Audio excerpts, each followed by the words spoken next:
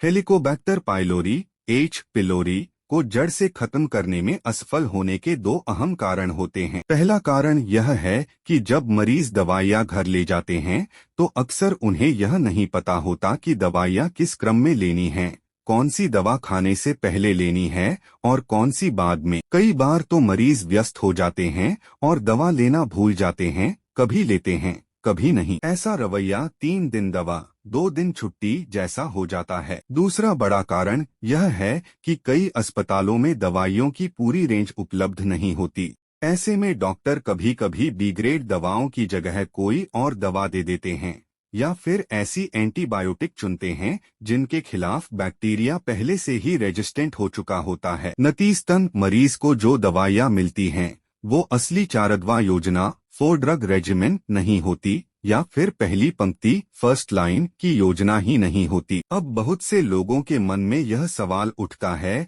कि इन 4 दवाओं का एक सेट बनाकर पैक में क्यों नहीं दिया जाता। असल में जापान में H. पिलोरी के लिए जो दवाइयां दी जाती हैं वो हमेशा एक फिक्स्ड पैक के रूप में आती हैं, जो मरीजों के लिए लेना बेहद आसान बनाता है। भारत में भी अब ऐसा ही एक गैस्ट्रिक क्वाड्रुपल थेरेपी पैक उपलब्ध है जिसमें डेक्सलैंसोप्रेज़ोल, अमॉक्सिसिलिन, क्लैरिथ्रोमाइसिन और बिस्मथ सब्सिट्रेट या बिस्मथ बेंटोनेट शामिल होते हैं।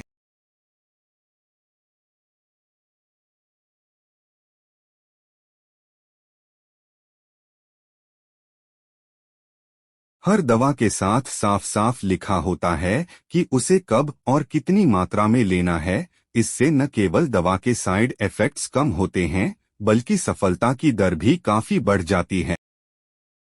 अमॉक्सिसिलिन और क्लैरिथ्रोमाइसिन सबसे कम साइड इफेक्ट वाली एंटीबायोटिक्स हैं और उन्हें खाने के बाद लेना चाहिए ताकि पेट पर कम असर पड़े। बिस्मथ और डेक्सलैंसोप्रेज़ोल पेट की परत गैस्ट्रिक लाइनिंग की सुरक्षा करते हैं और एंटीबायोटिक्स के असर को बढ़ाते हैं। इन्हें खाने से पहले लेना चाहिए।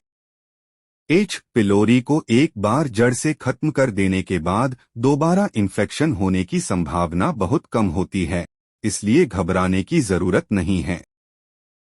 भारत जैसे हाई इन्फेक्शन रेट वाले देश में भी दोबारा इन्फेक्शन बार बार नहीं होता।